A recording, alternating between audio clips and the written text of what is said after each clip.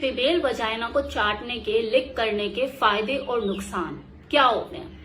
मैं अगर सिर्फ ये बोलूं कि इसके तो सिर्फ फायदे ही फायदे होते हैं तो ये गलत होगा। नुकसान भी हो सकते हैं, लेकिन सुरक्षित और जागरूक तरीके से लिकिंग करना आपको इससे होने वाले नुकसान से बचा सकता है, जिसके लिए आपको हाइजीन मेंटेन करने की जरूरत है वजाइना की as well as your whole body. क्योंकि अगर लिकिंग की बात करी जाए तो ये पूरी बॉडी के साथ होता है, सिर्फ वजाइना तक थोड़ी ना सीमित है। इसके लिए आपको हाइजीन की इंपॉर्टेंस को समझना बहुत जरूरी है, तभी तो आप हाइजीन मेंटेन कर पाओगे अपनी बॉडी की और अपनी प्राइवेट पार्ट की। इसके लिए तो ऑलरेडी मेरे चैनल पर वीडियो अपलोडेड है। मैंने अभी रिसेंटली भी एक वीडियो अपलोड किया था जिसमें मैंने प्राइवेट पार्ट के हाइजीन मेंटेन करने के ऊपर बात की थी, उसको स्वस्थ और हेल्दी बनाने के ऊपर बात की थी। मेल और फीमेल दोनों के लिए बात की हुई है, आप चाहे तो उस वीडियो को जाकर देख सकते हैं। और वैसे भी सेक्स जो है ये तो नहा धोकर पूरा खुशबू वुशबू छिड़क विड़क कर शीशे जैसी बॉडी चमक रही हो तब जाके किया जाने वाला कार्य है, ताकि एक दूसरे की बॉडी को लेकर अट्रैक्शन पैदा हो, आपको लिपटने चिपटने का मन करे, तभी तो लिकिंग करने का भी मन करेगा।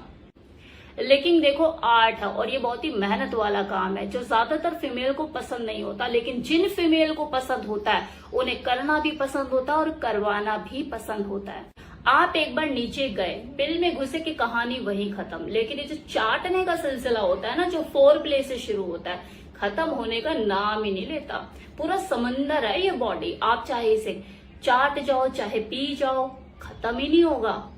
अब चलिए चाटने के तरीके के ऊपर भी बात कर लेते हैं। खासकर वो जो फीमेल वजाइना में वो जो छिप कर बैठा होता है ना, मटर के दाने जैसा, जिसे आप लोग क्लिटोरिस कहते हैं, वही तो है वो विशेष बिंदु, वो विशेष पॉइंट जो कि किसी फीमेल का सबसे ज्यादा सेंसिटिव ऑर्गन है। इसे छूते ही कोई स्त्री मचल उठती है, एक्साइटमेंट से भर जाती है। आफ्टर ऑल 8000 नर्व्स का बंडल जो है वहां पे, जिसे छूने के बाद एकदम से सेंसिटिविटी क्रिएट होती है और पूरी बॉडी में वो तरंगे जो होती है फैल जाती हैं। ये आपसे रगड़ मांगता है, छुअन मांगता है, टच मांगता है, वो स्पर्श मांगता है। आप इस जगह पे जितना चाहे उतना टाइम बिता ले, कम है। कभी उंगली से अपना इसे हल्का हल्का प्रेस करो, लेफ्ट राइट ऐसे टर्न करो। आप टंग का भी अपना यूज कर सकते हो और टंग से भी खेल सकते हो, लेफ्ट राइट कर सकते हो, ऊपर नीचे ऐसे रब कर सकते हो। आप चाहे तो A to Z अल्फाबेट भी लिख सकते हो, AOZY कुछ भी, या फिर अपना नाम भी लिख सकते हो। लेकिन हाँ, अपना नाम लिखते हुए उससे गलती से भी पूछ मत लेना कि मैंने लिखा क्या। हो सकता है वो मदहोशे में आपका नाम लेने की बजाय अपने एक्स का नाम ले ले, आपका मूड खराब हो सकता है फिर उस वक्त। मजाक कर रही हो, टेंशन ना लो। लड़की इन मामलों में बहुत ज्यादा तेज होती है, वो 2 पैक मार कर भी अगर आपके साथ सेक्स कर रही है ना, तब भी उसके मुंह से अपने एक्स का नाम नहीं निकल सकता।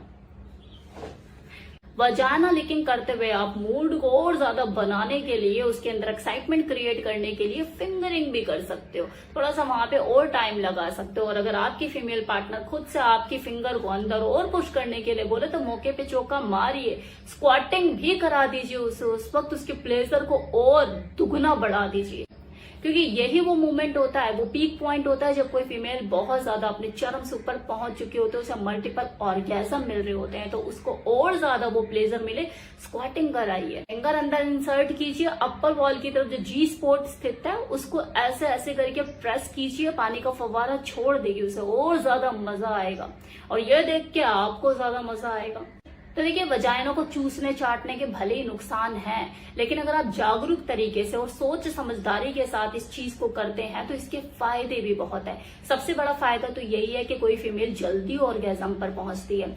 दूसरा, मल्टीपल ऑर्गेजम वो प्राप्त कर सकती है और मेल और फीमेल दोनों की ही संतुष्टि होती है, ज्यादा संतुष्टि होती है। अगर फीमेल भी किसी मेल को ऑरल करती है, उसको लिक करती है, तो उसे सबसे ज्यादा संतुष्टि उसी वक्त ही मिलती है, ऑर्गेजम मिलता है। फिर चाहे बात किसी भी बॉडी पार्ट की हो, आपके लिप की, बूब्स की, थाई की, नेवल की, किसी भी, जितना आनंद लिकिंग में मिलता है उतना तो किसी और एक्ट में मिलता ही नहीं है।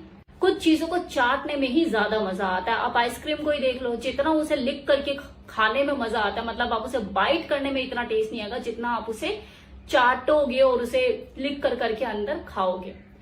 सेम इसी तरह से आप चॉकलेट को ले लो, भले आप उसको बाइट तोड़ के मुंह में लेते हो, लेकिन मुंह में घोलते रहते हो ना जीभ में, एकदम से तो नहीं खा खा के दांतों से सटकते ना, क्यों? उसकी मेल्टनेस को एंजॉय करते हो, उसके फ्लेवर को एंजॉय करते हो। सेम चीज बॉडी के साथ भी है।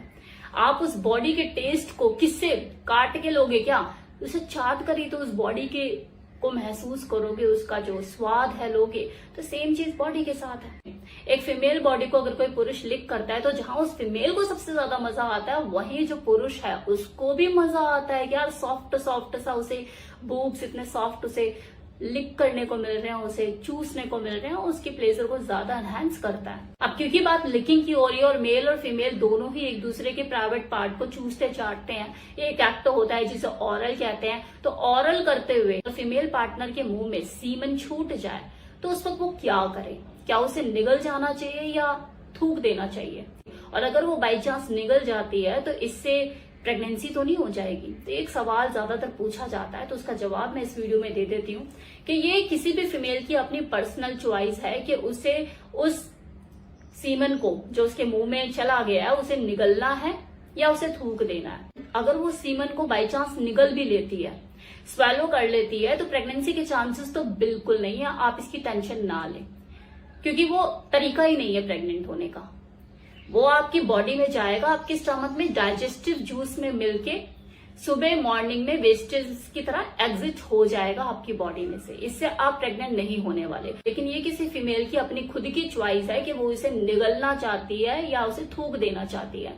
इसके लिए आपको कोई फोर्स नहीं कर सकता, आपकी मर्जी है, आपका शरीर है, आपको इसे इसके अंदर लेना है या आपको अपने मुंह से बाहर फेंक देना है।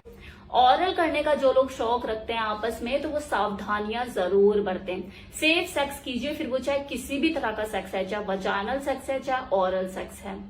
आप डेंटल डैम का यूज कीजिए, कंडोम का यूज कीजिए। फ्लेवर कंडोम आते हैं जो ना केवल आपका मूड एनहांस करते हैं, आपके ऑरल सेक्स में एक फ्लेवर एड ऑन करते हैं, साथ ही साथ आपको सेक्सुअल ट्रांसमिटेड डिजीज और इन्फेक्शन से भी बचाते हैं। और अगर एक से ज्यादा लोगों के साथ शारीरिक संबंध बनाने का शौक है तो सावधानियों को प्रायोरिटी लिस्ट में शामिल कीजिए। कंडोम को यूज किए बिना रिलेशनशिप में मत आइए। कंडोम जो है आपकी प्रायोरिटी लिस्ट का हिस्सा होना चाहिए कि विदाउट कंडोम आप सेक्स नहीं करेंगे, तभी वो एक सेफ सेक्स होगा। आप अपनी भी हेल्थ का ध्यान रख पाएंगे और दूसरे की भी। सवाल तो आपके कभी खत्म नहीं होने वाले। और एक सवाल और मेरे दिमाग में आ रहा है जो कि किसी ने मुझसे कमेंट सेक्शन में पूछा था, याद आ गया तो बता देना चाहती हूँ कि कोई फ्रेश वजाइना, वर्जिन वजाइना कितनी खुली हुई होती है। तो देखिए, इस बात का अंदाजा लगाना इतना आसान नहीं, लेकिन एक पुरुष की जो उंगली होती है उसका भी उसमें जाना प्रवेश करना बहुत मुश्किल होता है। और अगर एक बार योनि में लिंग प्रवेश हो जाए तो उसके बाद वो कितनी खुलती है, कितनी स्ट्रेच होती है, ये डिपेंड करता है उस लिंग की अवस्था के ऊपर जो उसके अंदर गया है। जितनी उस लिंग की गर्थ होगी उतनी वो चौड़ी हो जाएगी, और जितना वो लंबा होगा पीनस उतनी वो गहरी हो जाएगी, क्योंकि ये जो वजाइना है कुदरती स्ट्रेचेबल होती है।